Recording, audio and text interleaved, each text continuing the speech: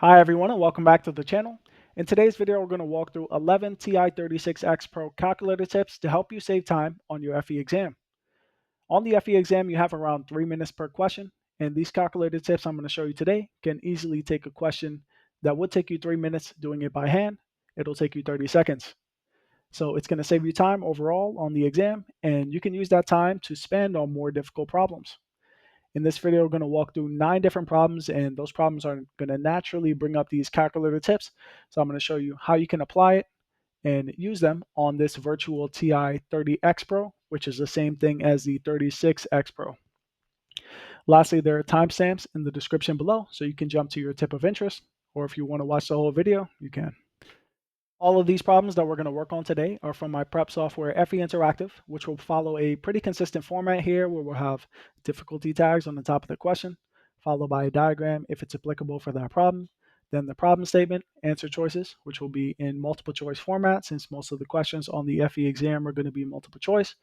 And on the right, you'll see the applicable calculator tip with the description next to it. You can try all these problems for yourself for free using the first link in the description below. Once you go ahead and click on that link, it'll take you to a screen like this. And let's say you're looking for that probability question that we were just looking at. What you'll do is click the filter button, click probability and statistics, and that one was a medium difficulty. You go ahead and click collapse. And this wasn't the question that we were looking for, but you can cycle through the questions and see that this question is the one that we were looking for. You put an answer, and all of these ones will have typed and handwritten solutions, and you can see we'll have FE reference manual references with page numbers, and if the calculator tip is applicable for that problem, we'll usually call it out. All right, let's go ahead and get into the video. In this problem here, we have a nonlinear equation, and it's given by sine of x is equal to 0.2x. Using Newton's method, determine the solution near x is equal to 2.5. That would represent our initial guess in this case. Perform 2 iterations, and after 2 iterations, the Newton's method result represents the true root accurate to 3 decimal places. Report the approximate value of x. So in this case, sine of x is equal to 0.2x. We're not able to isolate x in this case. We're asked to use a root finding method where we take our equation that is not solvable via algebra and we rewrite it into the following form, which is a function equal to 0. So in our case, it would be like sine of x minus 0.2x is equal to 0. So this would be our updated function. We're setting it equal to 0 and looking for the root of that function, right? Just like we find the root of polynomials, setting those functions equal to 0. This is a root finding method, and the specific method is referred to as Newton's method. It is dependent on an initial guess, x sub I, that would be our 2.5 here, a function that we just wrote above, and its derivative. We would plug into this kind of Newton's method to produce an updated version of that root, x sub I plus 1. And we're asked to plug into this loop not once, but twice here. So we would take our updated root and plug it into x sub I here. And again, evaluate that Newton's method and see what our output root is.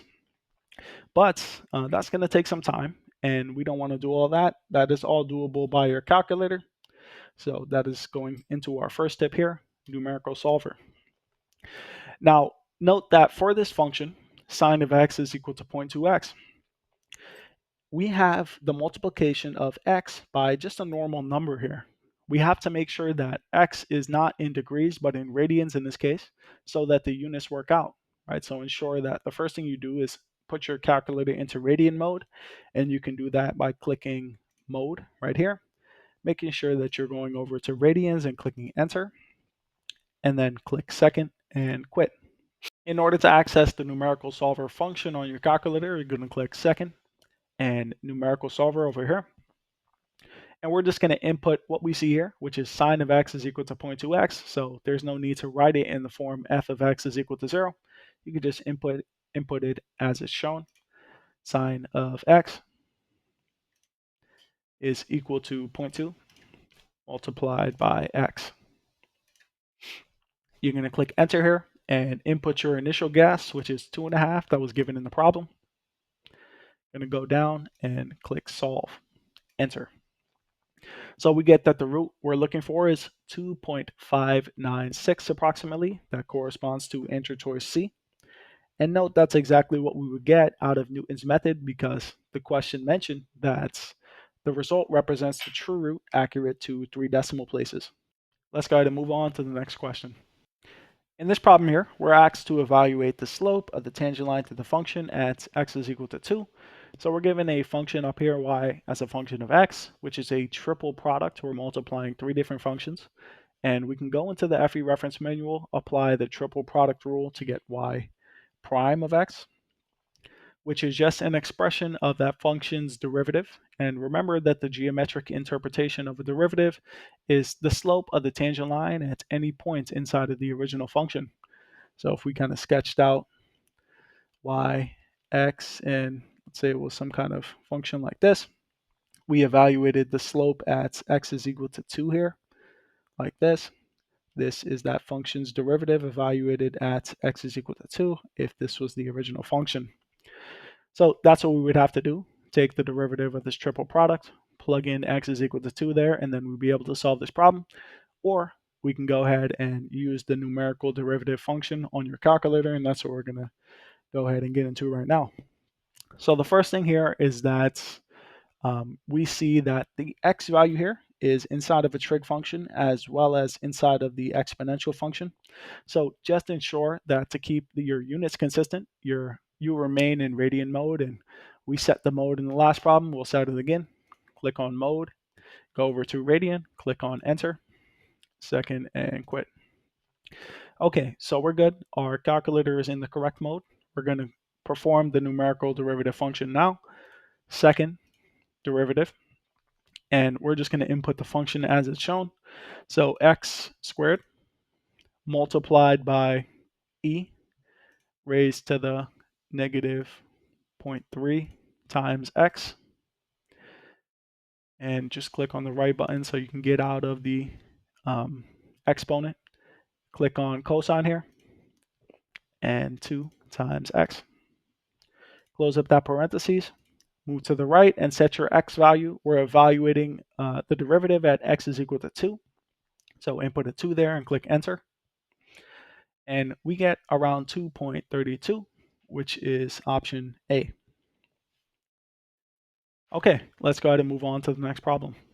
In this problem here, it says a manufacturing engineer measures the average surface roughness of 100 precision machine parts. The surface roughness values in micrometers and their frequencies have been tabulated in the table shown above. The sample standard deviation, that's what we're looking for in this problem, of the surface roughness is most nearly. Okay, so we're given a table with values, that's like 0.4, and a frequency of 6. So that would mean if we were writing that out, we would have 0.4, 0.4, 0.4, 6 times here. Then we would start off with 0.5, 0.5. That would be 18 times here. And that's kind of how our data looks. And, there's a way that we can find the weighted average in this case. And we can also use that, the weighted average or the mean. We would have to use that as well as a difference between the actual point that we're at and the mean. We would have to tabulate that value for each of these cases here. We would have to square that value for each of these cases here. We can go ahead and sum that value, and that term is required for finding the sample standard deviation.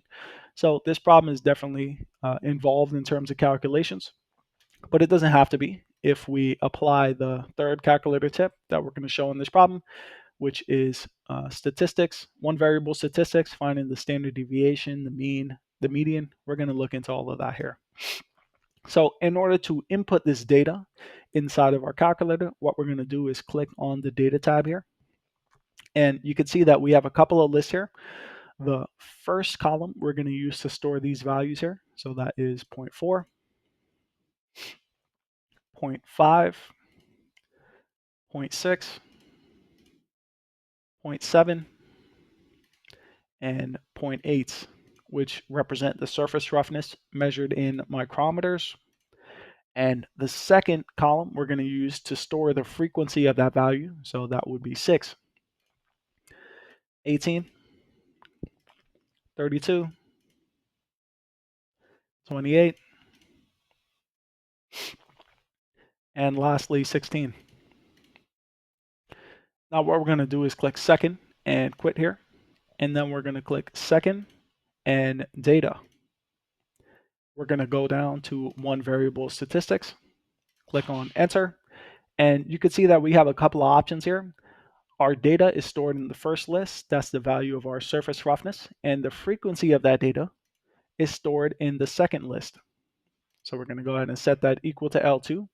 Now note that if you didn't have a frequency, you just had a certain number of values here representing the surface roughness, and the frequency was essentially 1 for each of those values, you could just keep the frequency at 1 there, and this tip will still apply, okay? Make sure you click enter once you go on that L2 option and click calculate. And you can see that it's going to output the number of values n, that is 100, the mean, so a frequency-based mean or a weighted average is 0.63 in this case. That's how you would go ahead and find the mean. You could see the sample standard deviation. That's what we're looking for in our case is 0.112 or 0.11. That will be option choice B here. There's also the population standard deviation, which is a bit smaller here. They ask for the sample, but it's also outputted in this case. We have a summation term, so the sum of all of the values inside of the data, right? So 0.46 times, 0.5, 18 times, all the way down to 0.8, 16 times. The sum of all of that is equal to 63.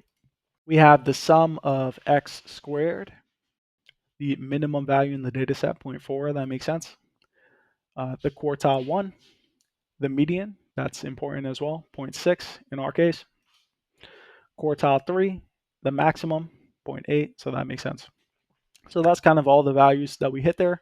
We saw the standard deviation, we saw the mean, and we saw the median. We also went through a couple more values like the summation of all the terms inside of the data set, or the quartile values, just so that we understand what kind of outputs are available to us when we apply this calculator tip. In the next tip, which is just a part B added onto the problem, assuming the data is normally distributed, about how many parts are expected to have a surface roughness between 0.5 and 0.7. First thing that we need in this case is the mean value, and that mean value, you can see it on the right hand side, is equal to 0.63. And we also need the sample standard deviation, that S value, they call it SX here. And that is a longer value. We're going to just store that inside of our, the Z value inside of our calculator. I'm going to show you how to do that. Go to number 3, click enter, click the store button here, and click this 3 times to access the Z variable, click enter, and now the Z variable is populated with our sample standard deviation. Click second and quit. Now in order to do this problem, we'd have to bring in the idea of Z-score, and we could do that by hand, going to a table like this in the FE reference manual on page 76. Now we'd have to find the number of standard deviations away, 0.7 and 0.5 would represent, based off of our sample standard deviation of 0.11. Think about how that is from 0.63. There are some equations that we can use, and we'd be able to come down here and find the area under the curve between, let's say, 0.5 and 0.7, applying some of these formulas over here to get a area like this. That area represents the percentage of data, the percentage of the 100 parts that we have, which would fall into our criteria between 0.5 and 0.7. We take that percentage, multiply it by 100, and be able to find the answer. We can bypass all of that by simply going and applying the fourth calculator tip here, which is how we really do that Z-score calculation, and how it applies to the normal distribution. So we're going to click here, second, and we're going to go to distribution. Click on the right hand side. We're going to go normal CDF, or cumulative distribution function. We're going to input our mean. It was 0.63. And our standard deviation, we can just access our z variable here. Click on enter.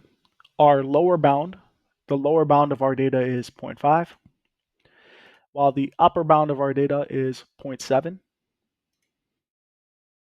We're going to click enter here. So the output here is 0.609, or around 61%. And visually what this is going to represent is if we drew a unit normal distribution here, we found the z-score associated with 0.5, we found the z-score associated with 0.7. The area under that curve is represented by this decimal. The total area is 1. The area that we found between these two bounds is 0.609, around 61%. So if we have 100 parts, so I'll take this value and multiply it by 100, that would be around 61 parts, which would fall into that range of surface roughness between 0.5 and 0.7. Now, we've been working with a bunch of different variables. We did a bunch of different operations, and that's going to help us get into our next step here, which is just clearing that stored data and just clearing the memory in general to make sure that you're working with a clean slate and you don't accidentally use variables that you didn't mean to. So we're going to go ahead and clear the calculator here. All you're going to do is click second, the reset button right here, go down and click yes. And if we go ahead and check some of our variables here by clicking second and recall, you see that all of our variables are now have been reset to 0. All right, let's go ahead and move on to the next problem. In this problem here, we're asked to evaluate the summation above going from 0 to 50. So that is 51 terms, and we just plug into that and we get this long summation. We're asked to evaluate that, and the way that we evaluate that is we identify, is it a geometric or an arithmetic series? So if we check right here in the reference manual on page 50, we would be able to identify that this is a geometric series because each number is just a multiplier of the last number. That's a common ratio identified, which is 0.9 in this case. We could find the first term, and the number of terms was 51 in this case. We could plug into this formula and get the summation, or we can bypass all of that by simply plugging it in to our numerical function that's available to us to evaluate summations. So that is our sixth calculator tip here. And how you do that is you're going to click on this math mode right here. Go down to option number 5. Click on enter, and you're going to go from 0, x is equal to 0, to 50 of 10 multiplied by 0.9 raised to the x power. Click on enter here. It's going to evaluate your summation as 99.536, which is our answer here, answer choice C. Now this will work the same for an arithmetic series. All that would happen is you change that expression. When you're plugging into the calculator, it doesn't matter if it's a geometric or arithmetic series. All that matters is you have the summation in this kind of summation format over here, and you can plug it into the calculator and avoid plugging into that formula and identifying all those terms that we talked about before. Let's go ahead and move on to the next problem. In this problem here, I'm going to show you how to perform select unit conversions on your calculator. And some of the ones that I suggest are the Fahrenheit to Celsius, miles to kilometers or miles per hour to kilometers per hour, pounds to kilograms, horsepower to kilowatt, and joules to kilowatt hours. And I suggest you just stick to these because you don't want to be on your FE exam and looking for a conversion that doesn't exist on your calculator. Just prepare for these 5. Help you save some time when necessary for the more non-conventional conversions. The Fahrenheit to Celsius, that involves a formula, and you could save time just doing it on the calculator. The other more non-conventional ones are between systems, right? We're going from English to metric, and you can't memorize every conversion, and you could save some time from going to the unit conversion in the reference manual by just applying them here. And then joules to kilowatt hours, that one requires multi-step reasoning, right? You have to think through it, and you could just save some time by just applying it on your calculator. We're going to walk through each of these as an exercise here. So we're going to start off with the 68 Fahrenheit to Celsius. You're going to type in 68 into your calculator, and then you're going to hit second and convert. We're going to go to the temperature option. That's option number 2. And we're going from Fahrenheit to Celsius. That is this first option right here. Click enter and then enter one more time. 68 Fahrenheit is 20 degrees Celsius. Next, going from miles to kilometers or miles per hour to kilometers per hour. If we write that down, miles per hour to kilometers per hour. Note they have the same denominator, so it's the exact same conversion going from miles per hour to kilometers per hour as miles to kilometers.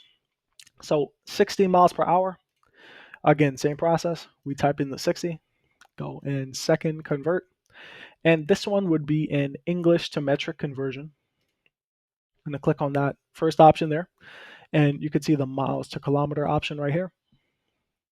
Note there's also the reverse of all of these, right? So just keep that in mind. 60 miles to kilometers, that is 96.56.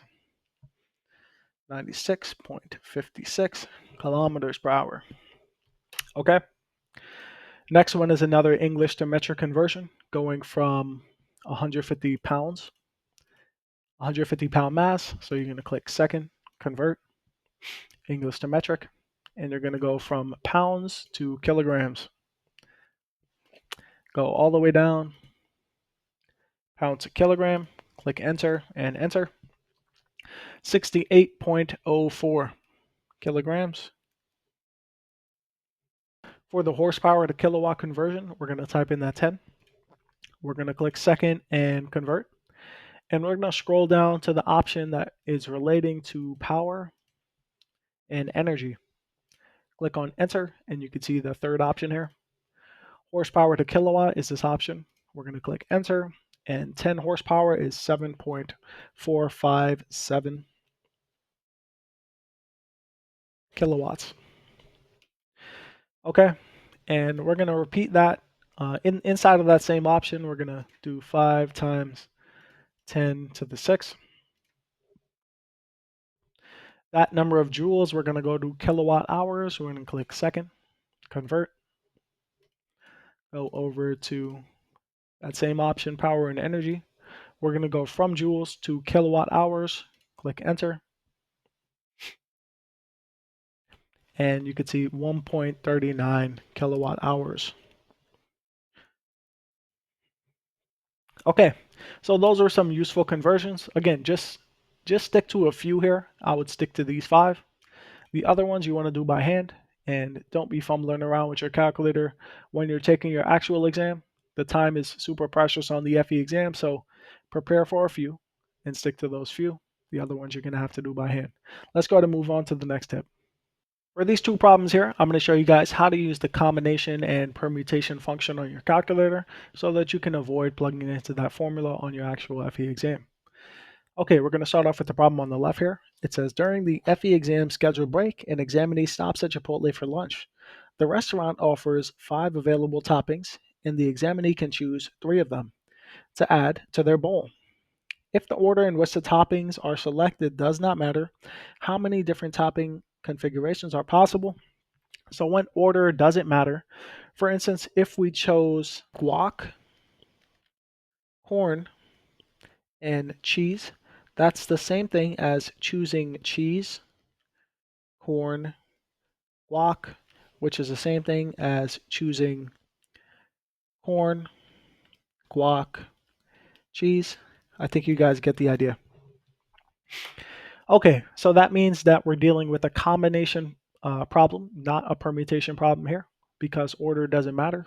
So if we want to find how many different topping configurations are possible, all we would do is plug into our calculator, 5, choose 3.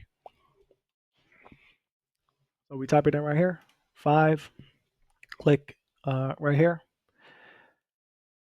Click this option 2 times to get the combination formula. So 5, choose 3. If you click enter, there are 10 different options if order does not matter, which it doesn't in this case. That corresponds to answer choice A. All right, so for the next problem, we're going to do a permutation problem here. So it says a box contains 6 numbered balls labeled 1 through 6. 3 balls are drawn at random without replacement. What is the probability that the numbers drawn are 3 consecutive integers in ascending order? So what we're looking for is the option 1, 2, 3, 2, 3, 4, 3, 4, 5, or 4, 5, 6. These are integers in ascending order. These represent 4 options out of the total options. This is the number of favorable outcomes is 4. The total number of outcomes we can find by doing every single permutation of drawing 3 different balls from the 6 balls. So we're going to do 6 permute 3. All right, so in order to do that on your calculator, all we're going to type in is 6, hit that option again. We don't want the combination this time. We want the permutation since order matters. 1, 2, 3 is not the same thing as 3, 2, 1, right? So 6 permute 3. So the total number of options, the total number of outcomes, if order matters, is 120 in this case. And there's only 4 options which are relevant to us. So 4 out of the answer, which is second answer that plugs in the 120, the result of your previous calculation. We get this decimal value, and that leads us into our 9th calculator tip, which is how to go from fraction to decimal or the inverse. We can click this option right here to convert your output from a decimal to a fraction. If I click it one more time, I can go from a fraction to a decimal. Okay, so that is a useful option, and you can see the answer is answer choice B here. 1 out of 30. Let's go ahead and move on to the next problem. In this problem here, we're looking for the slope and intercept of the least squares regression line of the data shown above. We're given some xy pairs, and if we draw a Cartesian plane over here, yx, and plot some of these points, what we're going to be doing is finding the best fit line over here, which takes the form ax plus b, where a is the slope of the least squares regression line, and b it would be the y-intercept. That's what they're asking for in this problem. And this process is, pretty involved. If we go ahead and look at the least squares regression formula inside of the FE reference manual on page 69 here, we have a formula for the least squares slope and intercept here, and it involves some of these other terms over here, which involve summation of the x data, summation of the y data, summing the products, summing the x squared terms, finding the mean of both sets of data. So it's a pretty involved process, and the calculator can reduce this entire thing to take 30 seconds. Okay, so let's go ahead and plug into our calculator. First thing we're going to do is reset. Once we go ahead and reset, what we're going to do is input our data, pretty similar to what we just did before in some of the statistics problems that we did before. We're just going to click on data here to access the data input table, and we're going to type in our x data into the first column, 2, 4, 6, 8, and 10.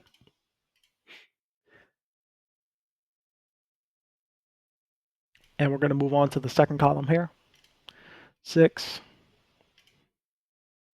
8.3, 11.5, 15.1, and 17.7. Now that we finished inputting that data, we're going to click second and quit. And in order to perform the least squares regression, we're going to click on second, data, and scroll down to option number 4, linear regression. X data stored in the first column, Y data stored in the second column, frequency of 1. We're going to click no for that option there, and then calculate.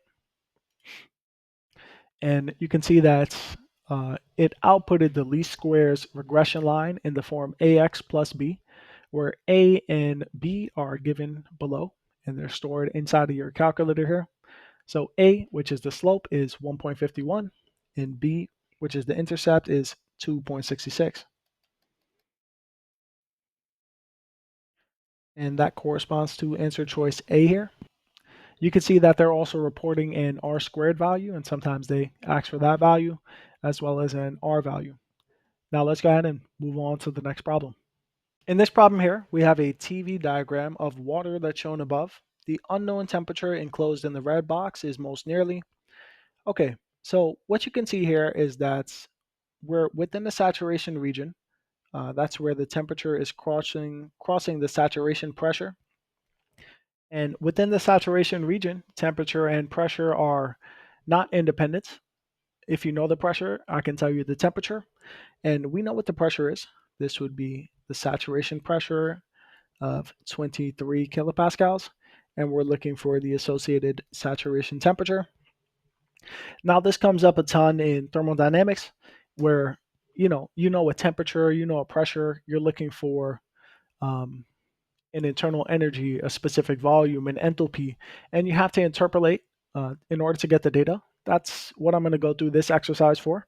I'm going to show you generally how you can interpolate on your calculator, and it's pretty similar to the last tip that we had. And if we put it in context of this problem here, we have some pressure data. That's the 23 kPa. And let's say that we were able to find data which bounds the 23 kPa. Let's call that P1 and P2. And if at P1 and P2 there was an associated T1 and T2, which there is because temperature and pressure are not independent in the saturation region, what we can do is find the bounding data and form a line. So all we're going to do is form a least squares regression line, which if it's just made up of 2 points is just the equation of a line. We're going to have this equation ax plus b, where we'll be able to get that a and b value, and the x value would just be the 23.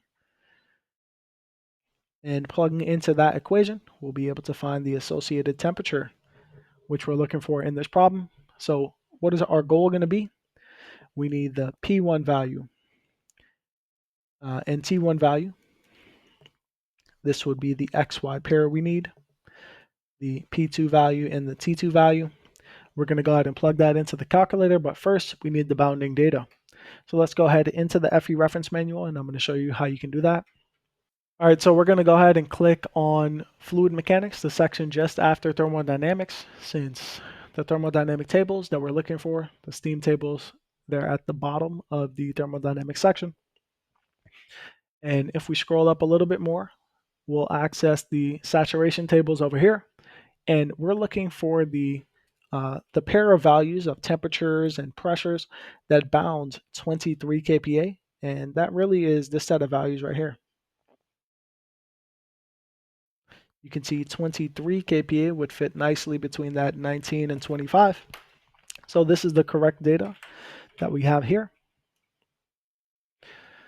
I'm going to screenshot that data and bring it back over here so that we can plug it into our equation. And we're going to form a line here where we'll have some x, y set of data. Remember that x is the pressure and the y's are the temperatures. The x data that we have, that's going to be equal to 19.94 and 25.03. The associated y data is 60 and 65. So let's go ahead and form our line here. Now we have existing data in here, so we're going to reset our calculator. Second, reset 2. We cleared out that data table. Now we're going to go ahead and input a new set of data, which is 19.94 and 25.03. That is our set of pressure data in the first column. Our y data in the second column is 60 and 65. Second quit. We're going to go ahead and click second data now. Go down to the linear regression option 4. It's just 2 points, so it's going to give us out the equation of a line. And it's going to store A and B in our calculator. all we're going to do is plug into that line, right? We're going to plug that 23 into the line. So 23A plus B is going to give us our temperature. That's exactly what we're looking for. We don't need to note these A and B values. They're already stored in the calculator. So we're going to click second quit, 23A. We're going to click that a couple of times to access variable A plus B. Click on enter, and we get 63.001. And that will be in degrees Celsius. That corresponds to answer choice B here. All right, let's go ahead and move on. Studying for the FE exam can feel overwhelming.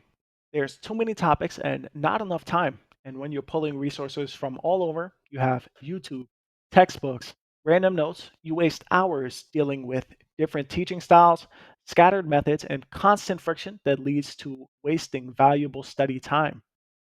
What if you had a proven system to focus on high weight sections, the fundamentals to help you build confidence, speed, and actually pass the FE exam?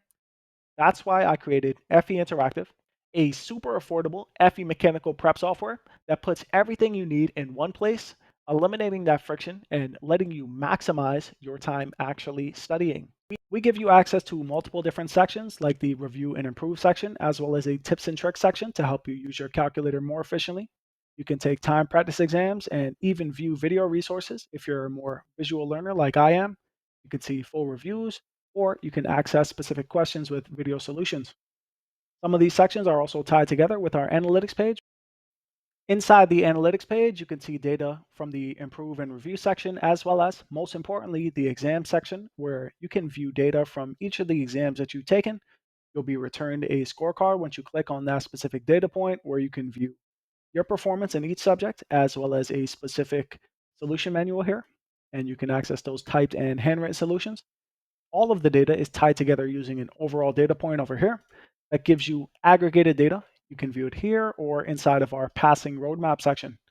And in this section, I designed it to give you more structure to your studying, to help you make data-driven decisions on what you should be doing next to help you pass the exam as fast as possible. FE Interactive is a fraction of the price of any other paid resource out there. And right now, it's only $20 for 2 full months of access because we're focused on improving and getting feedback from students like you. It could be the reason that you pass on your next attempt, just like it has been for some of our users. Click on the sign up link above to try FE Interactive for yourself. Thank you. If you made it this far in the video, I just want to say thank you. And if you found this video helpful, there's a good chance that your classmates and coworkers would find it useful too. I'm a small channel and I'm trying to grow and would really appreciate if you could share the channel with them so that I could reach more people like you. Please leave a like and subscribe to see more content like this. Every few weeks, I'll be releasing a new review, so stay tuned for that. Again, thank you for watching. I'll see you in the next one. Goodbye.